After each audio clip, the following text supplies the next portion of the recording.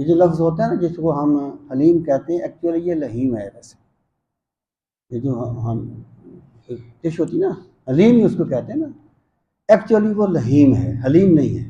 وہ لحم سے نکلا ہے.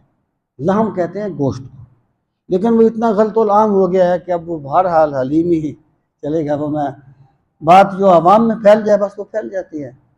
وہ کہتے ہیں جب نئے نئے نوٹ آئے نا، یہ اس پر تصویر ہے، اب دیکھتے ہیں نوٹوں پر، تو علماء میں یہ بات چل پڑی کہ بھئی نوٹ جو ہیں یہ جیب میں ہوں تو نماز ہوتی ہے کہ نہیں.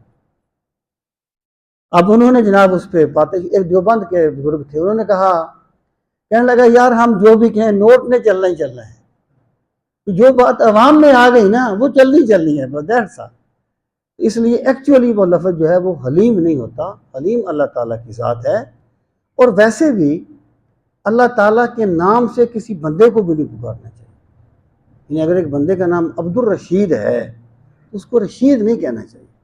رشید اللہ ہے، بندہ عبد الرشید ہے.